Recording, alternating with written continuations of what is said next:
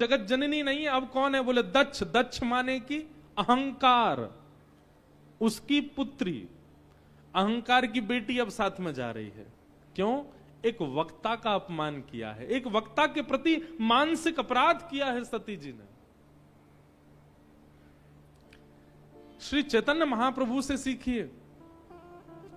चैतन्य महाप्रभु के चरित्र में आता है कि वक्ता चाहे जैसा हो, उसके मुख से कृष्ण निकलता है ना, महाप्रभु जी वहीं बाहु विह्वल होकर के गिर पड़ते हैं।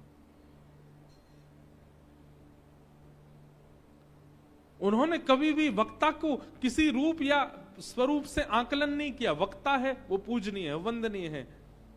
हम एक बात कहें, कथा चाहे कितनी अच्छी हो, वक्ता के प्रति केवल जब तक वो व्यासपीठ पर है तब तक सम्मान रखो। आप सब रखते हैं हमारे प्रति, हम अपने लिए नहीं कह रहे हैं ये बात, हम सबके लिए कह रहे हैं, चाहे कोई वक्ता हो दुनिया में। आजकल कलयुग में भी ऐसी स्थिति आ गई कि कई वक्ता भी, अब ये अपराध तो हमसे भी बनना, पर हम सन्मुख जाके तो दंडवती करते हैं। कई वक्ता भी कथा नहीं करते मंच पर बैठ करके, केवल सामाजिक चर्चाएं ज्यादा होती हैं, फिल्मी गीत होते हैं और भी कुछ बहुत कुछ होता है। पर फिर भी सती चरित्र से ये सीखो कि व्यास मंच पर बैठे हैं उनको प्रणाम ही करो। हाँ, जब वो व्यास मंच से नीचे आ जाएं तब आप उनको समझा सकते हैं, आप बता सकते हैं कि आप ठीक कर दीजिए, या जो भी वक्ता ऐसा करते हैं उनको आप बोल सकते हैं। पर जब वो व्यास मंच पर हैं उस समय आप सामने बैठ करके उनके प्रति कुभाव मत लाइए। वो जो कुछ भी कह रहे हैं उसमें राम तो बोल रहे हैं, उसमें कृष्ण तो बोल रहे हैं, उसमें शिव तो बोल रहे हैं, उसमें महादेव तो बोल रहे हैं, उसी से ही सम्मान प्रकट कीजिए।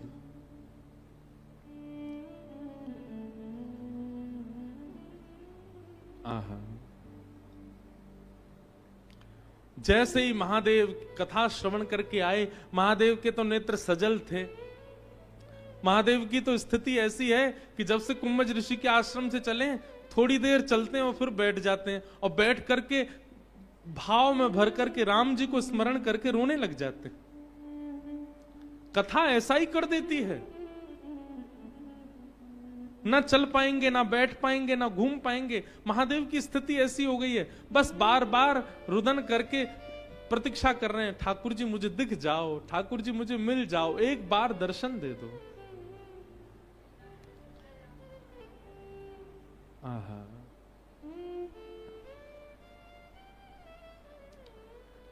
ते ही अवसर भंजन मही भारा, हरि रघुवंश लीन अवतारा, पिता वचन तजि राज उदासी, दंडक वन विचरत अविनाशी। यहां महादेव विरह आतुर हो रहे थे कथा श्रवण के बाद, और उसी समय पिता की आज्ञा मान करके, जहां रघुवंश अवतार हुआ था, राम जी का अवतार हुआ था, वो पिता की आज्ञा मान करके वन में चले गए थे। और दंडक वन में भ्रमण करते करते सीता जी का हरण आदि हुआ था, और उसी समय राम जी वहां किशोरी जी को खोजते हुए विरह विलाप कर रहे थे, और उसी समय महादेव और सती उसी दंडक वन से गुजर रहे थे।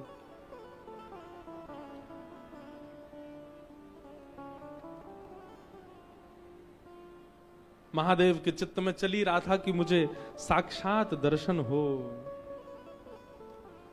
और वो दर्शन हुआ। किस रूप में दर्शन हुआ?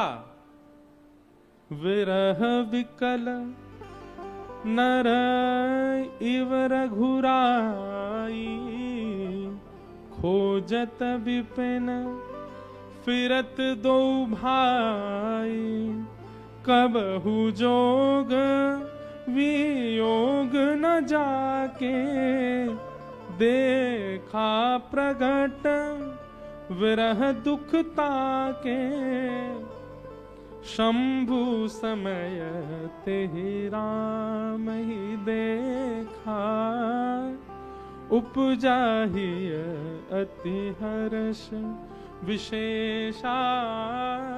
एक बात यहां समझने की है, कथा यदि पूर्ण तत्परता से श्रवण की गई होगी, वक्ता के प्रति जो सम्मान होना चाहिए, कथा के प्रति जो सजगता होनी चाहिए, जिस एकाग्र चित्त से कथा में, एक बात हम आपको कह दें, गलत मत मानिएगा, पर कथा जितनी देर चलती है उतनी देर यदि आप अपने मन से अस्थिर होते हैं, एक क्षण के लिए भी आप अस्थिर कथा से होते हैं, तो उसका बहुत बड़ा अपराध लगता है।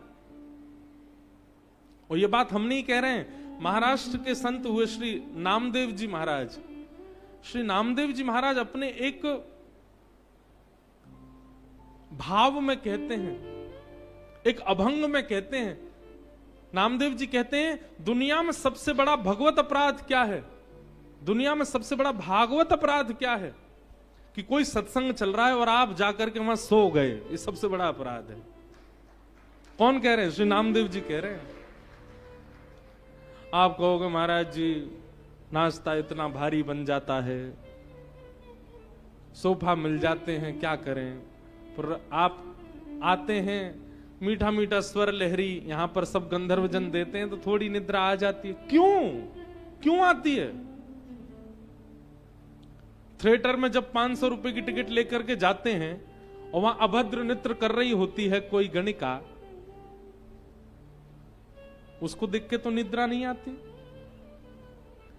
जब एक्टर की एंट्री होती है, ढाए ढाए काला चश्मा लगा के गोली मारता हुआ आता है, तब तो निद्रा नहीं आती आपको। घर में बैठ के सीरियल देखते हैं, तब तो निद्रा नहीं आती आपको। और जिसके श्रवण से पूरा जीवन मंगल होना है, वहां सो रहे हैं हम आके। कई बार हमने कथा में कहा ठीक है कथा में आके सो जाओ तो भी कल्याण है, पर अब नहीं कहेंगे, क्योंकि जब से हमने नामदेव जी का अभंग सुना है तब से हमको ये बात सिद्ध हो गई। नामदेव जी कहते हैं सबसे बड़ा भगवत अपराध क्या है? सत्संग चल रहा है और एक वैष्णव बैठ करके कथा सुना रहे हैं और आप सो रहे हैं वहां पे, सबसे बड़ा अपराध। आप भले ही कितनी भी सेवा करते हैं, आप भले ही कितनी भी तीर्थ यात्रा करते हैं, लेकिन कथा के प्रति आपका यदि यह समर्पण नहीं कि आप वहां जागृत अवस्था में रह सको। कई लोग घूम घूम के देख रहे हैं कौन कौन सो रहा है।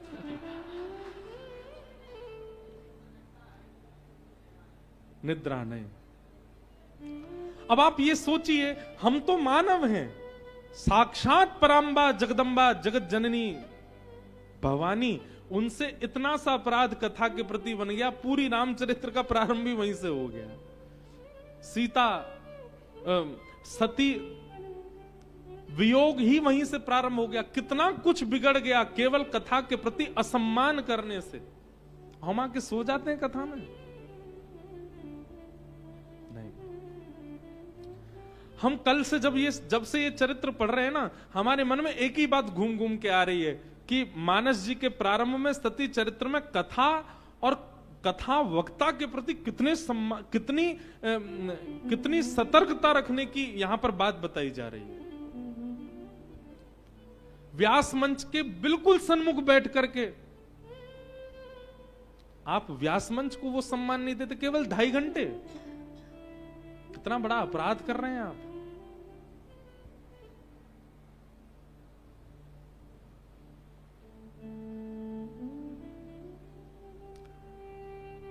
और वहीं आप महादेव को देखिए, महादेव ने इतने भाव विभोर होकर के कथा सुनी। कथा श्रवण के बाद केवल मन में भाव प्रकट हुआ। शंकर उर अति क्षोभ, सती न जान ही मरम सोई, तुलसी दर्शन लोभ, मन डर लोचन लालची।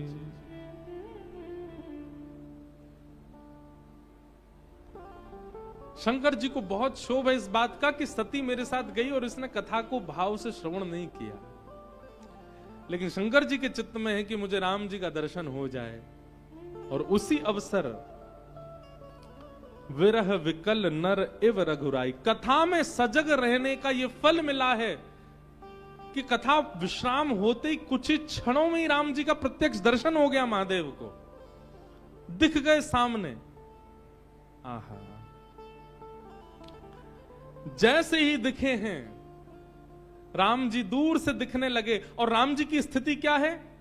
विरह व्याकुल हैं राम जी, वृक्षों को स्पर्श करके रुदन कर रहे हैं, ढूंढ रहे हैं अपनी सीता जी को। लक्ष्मण जी और राम जी की ये विरह अवस्था का दर्शन महादेव को हो रहा है। दूर खड़े महादेव दर्शन कर रहे हैं। और जैसे ही इस अवस्था का दर्शन महादेव ने किया, तुरंत कह पड़े, जय सच्चिदानंद जग पावन, अस कहीं चले मनोज न सावन, चले जात शिव सती समेता, पुनि पुनि पुलकत कृपा निकेता, सती सो दशा शंभु के देखी, उर उपजा संदेह विशेषी, उर उपजा संदेह विशेषी। राम जी को देख करके महादेव जय सच्चिदानंद, जय जगत पावन, जय सच्चिदानंद, जय जगत पावन जय जयकार करने लगे। और दूर से ही राम जी को देख करके कहीं लीला में विघ्न ना हो, कहीं राम जी के इस क्रम में बाधा ना बनूं, दूर से ही दंडवत करने लगे, दूर से ही प्रणाम करने लगे।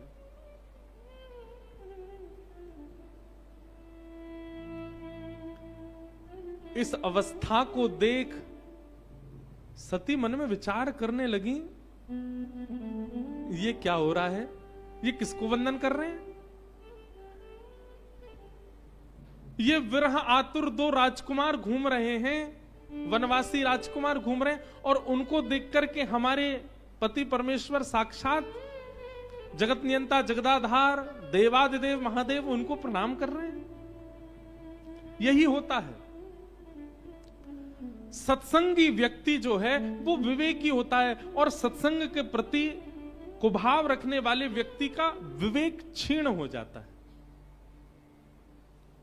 वो समझ ही नहीं पाता कि ये सब स्थिति व्यवस्था क्या चल रही है। संतों के प्रति, तपस्वियों के प्रति, विरक्तों के प्रति, वैष्णवों के प्रति यदि आपकी अपमान बुद्धि प्रकट हो रही है, अपमान बुद्धि मत, किसी का भजन देख करके, किसी के नेत्रों में कथा सुनते सुनते आंसू देख करके आपको उपहास हो रहा है, ये कोई रोने की बात है, ये रो रहा है बेचारा, इसका मतलब है आपसे अपराध बनाए कथा के प्रति। सती मन में विचार कर रही हैं, ये सब क्या हो रहा है? हमारे महादेव स्वयं इतने पूजनीय, महादेव के चरणों में देवता गंधर्व आदि सब लोग नाक रगड़ने के लिए आते हैं। ये स्वयं इतने वंदनीय, स्वयं इतने पूजनीय, और ये वनवासी राजकुमार जो अपनी एक पत्नी के खो जाने पर विरह आतुर होकर घूम रहे हैं, ये उनको प्रणाम क्यों कर रहे हैं? सत्संग विवेक बुद्धि प्रदान करता है। सत्संग हमारी स्थिति को ऐसा बना देता है कि हम फिर परिस्थिति समझने लग जाते हैं। पर परिस्थिति देख करके मन में संशय उत्पन्न होना, ये एक प्रकार का सत्संग के प्रति अपमान जब होता है तब ऐसी स्थिति बनती है।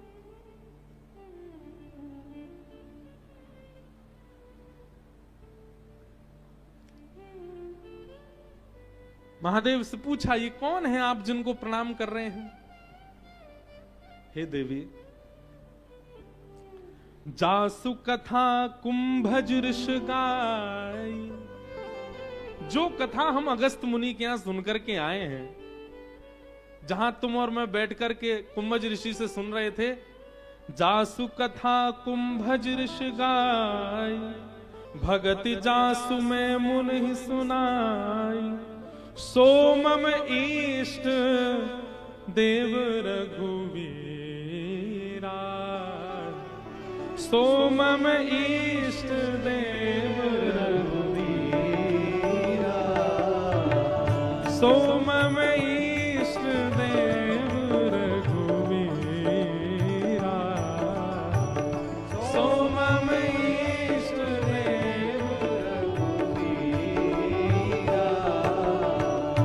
सेवत जाहि सदा मुनि धीरा।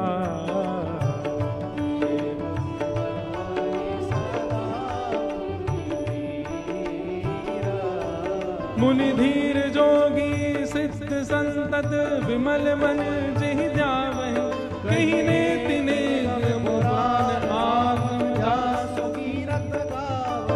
सोई राम व्यापक ब्रह्म भुवन निकाय पतित माधनी। अब तरय अपने भगत हित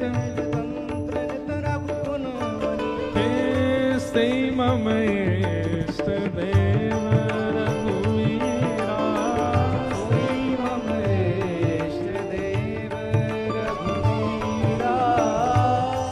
मम इष्ट देव रघुवीरा। मम इष्ट देव रघुवीरा। अरे देवी, तुम पहचानी नहीं इनको? कुंभज ऋषि ने जिनके रूप का वर्णन किया था, वनवासी रूप का, उन्होंने बताया था ना कैसे वनवासी भेष में कैसी जटाजूट धारण किए, नन्हे से सुकोमल से हमारे श्री राम जी, साथ में दशरथ भैया, सीता जी के हरण के बाद उनके विरह में व्याकुल होकर के उनको खोज रहे हैं। अरे ये वही राम जी हैं जिनकी कथा हम सुनकर के आए हैं। मेरे इष्ट देव, जिनको सब संत प्रणाम करते हैं, जिनके चरणों में सब मुनिजन सिर नवाते हैं, पूरा ब्रह्मांड जिनके अधीन रहता है, ये वही हैं।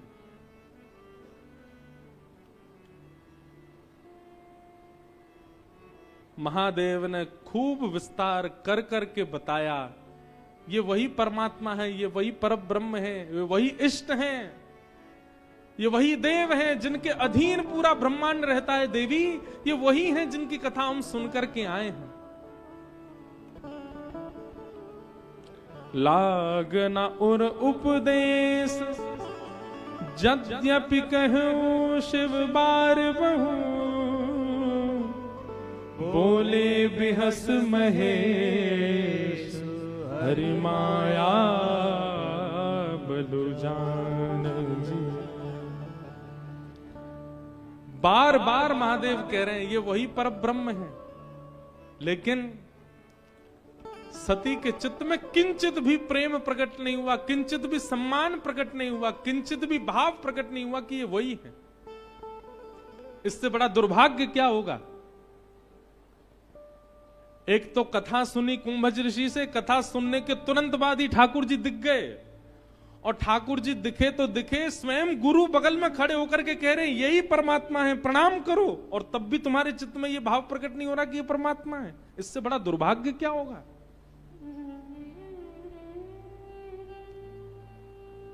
अरे कोई गुरु बताए, कोई माता पिता बताएं, भाई बंधु बताएं कि परमात्मा, उनके प्रति भाव उत्पन्न ना हो, समझ में आता है। क्या सती जानती नहीं है कि साक्षात देवादिदेव महादेव हैं? ये इशारा करके कह रहे हैं कि परमात्मा सामने है, तो मुझे इसमें कोई विचार करना ही नहीं चाहिए। महादेव अंकित करके कह रहे हैं कि सामने जो चल रहे हैं ये परमात्मा है, पर सती का विश्वास नहीं हो रहा है। और इन सब के पीछे कारण केवल और केवल कथा के प्रति और वक्ता के प्रति जो अपराध बना, स्वयं महादेव के बताने पर भी ठाकुर जी का दर्शन नहीं हो रहा है।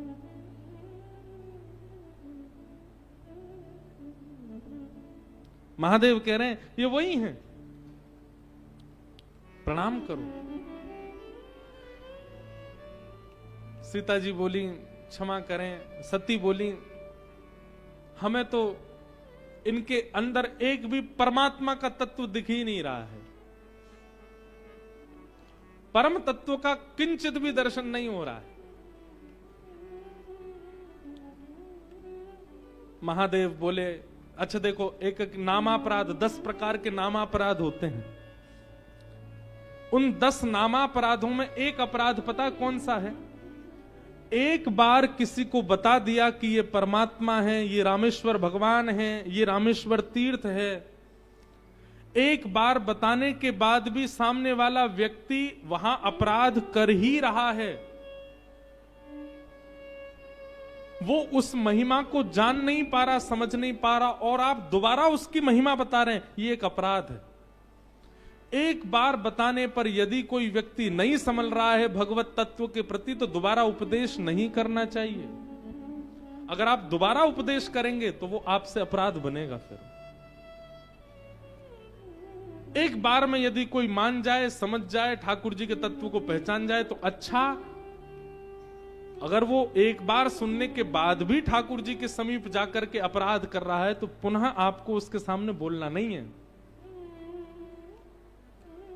महादेव ने वही किया, पर महादेव ने तो यहां पर लिखा है कि बार बार समझाया, 2-4 बार कहा, ये सती हैं, जगदम्बा हैं, मान जाएंगी, समझ जाएंगी। पर जब भी सती नहीं मानी, नहीं समझी, प्रणाम कर भी रही हैं तो केवल दिखावे में कर रही हैं, मन से नहीं कर रही हो। महादेव तो सब जानते हैं। महादेव समझ गए कि जब ये मेरे बताए भाव को भी नहीं समझ पा रही हैं, मैं जब कह रहा हूं कि परमात्मा तो भी नहीं जान पा रही, तो अब और क्या करूं मैं। जो तुम्हारे मन अति संदेह,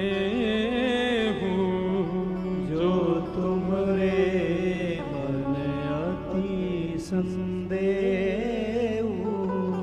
तो किन जाए परीक्षा ले,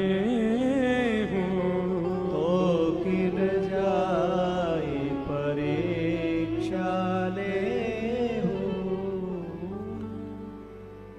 जैसे जाई मोह भ्रम भारी, जैसे जाए मोह भ्रम भारी, पर करेहु सुजतन विवेक विचारी, करहु सुजतन विवेक विचारी। हे सती, तुम कथा सुन करके आई हो और मैं प्रत्यक्ष तुमको कह रहा हूं कि ये वही परमात्मा है, फिर भी तुम्हारे मन में भाव उत्पन्न नहीं हो रहा है।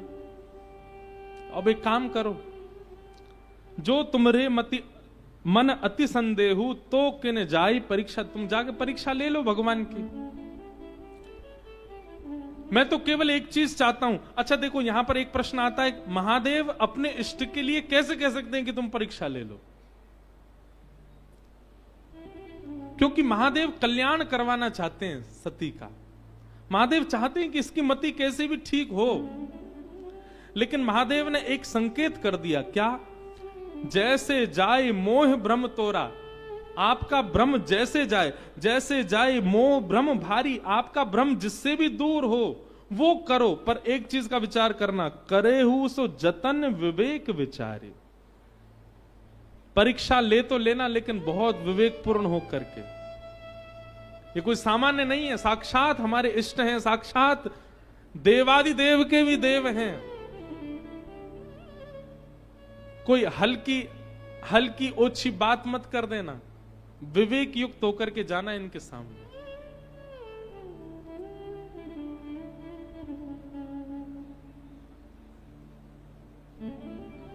महादेव समझ गए अब इनका कल्याण नहीं होगा। क्यों? इतनी बार, और ये कोई प्रकरण बहुत दिनों तक का नहीं है, कुछ ही दिनों का है। इतने दिन के प्रकरण में भी ये भगवत दर्शन नहीं कर पा रही, समझ पा रही, तो निश्चित है अब इनका कल्याण नहीं हो पाएगा। मैं स्वयं बता रहा हूं, परमात्मा है सामने, तो भी नहीं समझ रही है, अब इनका कल्याण संभव नहीं है। और दूसरी बात, अब एक बात यहां और आती है कि महादेव ने कहा जाओ परीक्षा ले लो। ये एक अंतिम बार महादेव ने चेक करना चाहा कि सती ठीक है कि नहीं। महादेव सोच रहे हैं कि अब इसका कल्याण नहीं होगा, लेकिन ये ना उठे और हाथ जोड़ के कहे नहीं नहीं अब आप कह ही रहे हैं तो मैं मान लेती हूं, तो समझ जाऊंगा कि चलो एक बार और कथा सुनाएंगे तो शायद अब कल्याण हो जाएगा। परंतु परीक्षा लेने के लिए महादेव ने मानो द्वार खोल के कह दिया जाओ परीक्षा ले लो। और जैसे ही सती उठ के परीक्षा के लिए खड़ी हुई, महादेव उसी समय नेत्र बंद करके बोले अब कुछ नहीं हो सकता।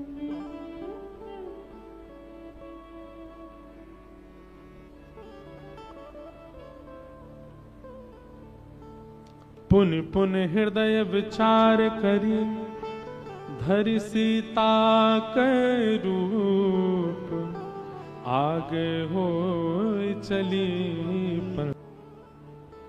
महादेव तो कह रहे हैं कि विवेक युक्त होकर के जाना, महादेव तो कह रहे हैं कि विवेक युक्त होकर के जाना, लेकिन सती कह रही है कि महादेव ने पहले ही कहा था छोटी मोटी परीक्षा मत लेना, लेनी है तो बड़ी लेना। तो बार बार सोचा क्या करूं क्या करूं क्या करूं। पुनि पुनि हृदय विचार करी धरि सीता को रूप। अपनी शक्तियों का दुरुपयोग, जिस दिन आपके मन में यह भावना हो जाए कि मेरे पास धन बहुत है, इससे तो मैं कुछ भी कर सकता हूं, मेरा तो नाम बहुत है, मैं किसी को भी नीचे दबा सकता हूं, जिस दिन शक्तियों का दुरुपयोग प्रारंभ हो जाए, करने के लिए सजग हो जाते हैं, तो निश्चित है कि आपसे कोई अपराध तो बना है, तो निश्चित है कि आपसे कोई अपराध तो बना है। अत्यंत शक्ति होने के बाद भी, धन होने के बाद भी, नाम होने के बाद भी, सौंदर्य होने के बाद भी, स्वरूप होने के बाद भी, बुद्धि होने के बाद भी उसके प्रति दुरुपयोग की भावना उत्पन्न ना होना, यह गुरु कृपा है।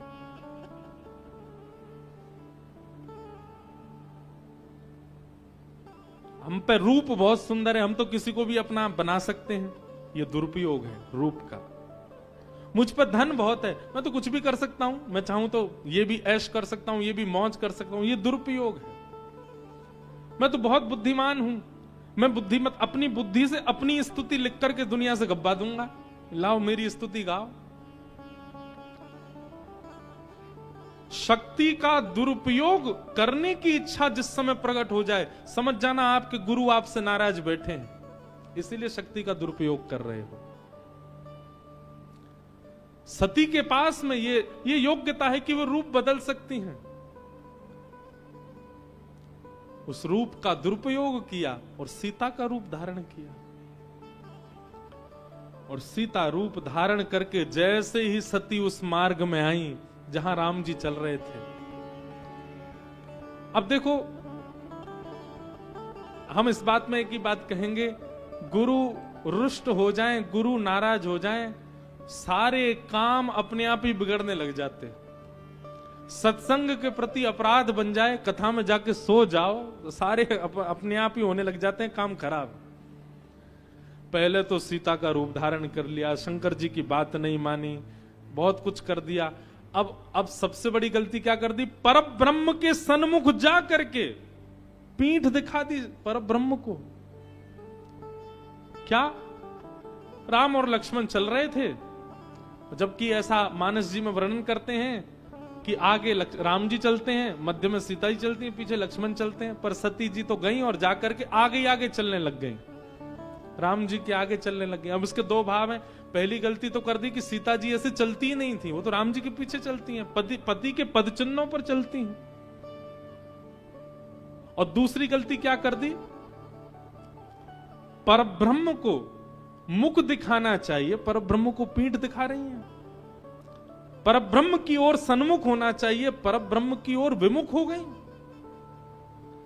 और जीव जब परब्रह्म से विमुख हो जाता है, तब आचार्य को पता लग जाता है। और आचार्य कौन है, लक्ष्मण, वो जीवाचार्य। लक्ष्मण जी आचार्य हैं। लक्ष्मण देख उमाकृत भेषा, लक्ष्मण देख उमाकृत भेषा, चकित भय ब्रह्म हृदय विशेषा, चकित भय ब्रह्म हृदय विशेषा। अब एक बात,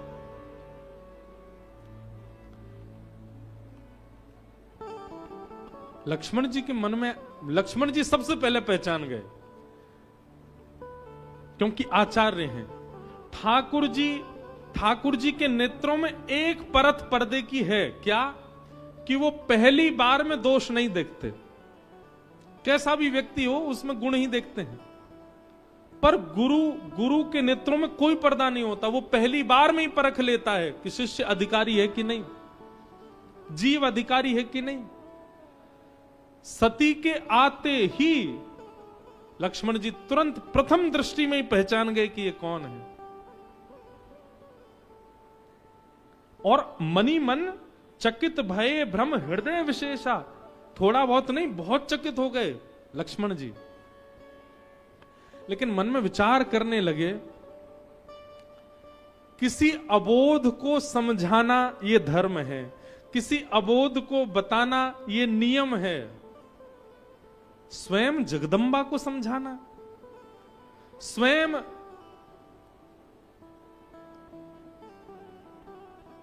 हर की पत्नी को समझाना, ये कैसे हो सकता है?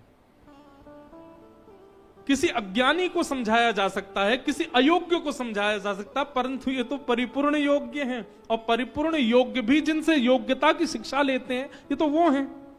इनको मैं क्या समझाऊं?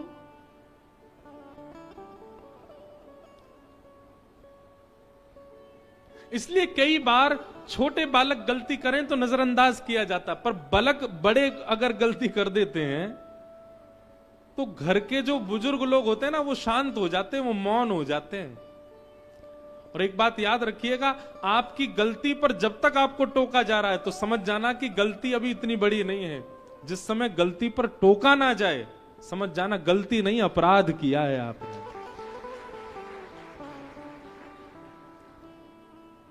बहुत खुशनसीब हैं आप कि आपकी गलती पर आपको टोका जाता है, पर आपके गलती पर जिस दिन टोकना बंद कर दें बड़े लोग, समझ जाना अब आप अपराध कर रहे हो, और अपराध का फल नाश होता है।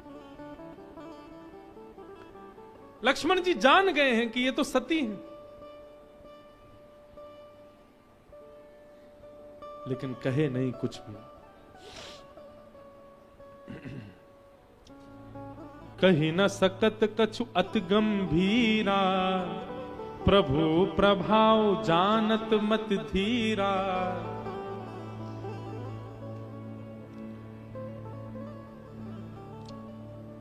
शांत हो गए, बोले अब मैं कुछ नहीं कहूंगा, ठाकुर जी देखेंगे क्या होगा। जब प्रथम दृश्य में आचार्य ने कुछ नहीं कहा, तब ठाकुर जी की परत खुली। और ठाकुर जी ने जब सती को देखा, देखते ही पहचान गए, और पहचान करके संपूर्ण भाव समझ में आ गया ठाकुर जी को। महादेव ने भी समझाया, कथा भी सुन के आई है, ऋषि को प्रणाम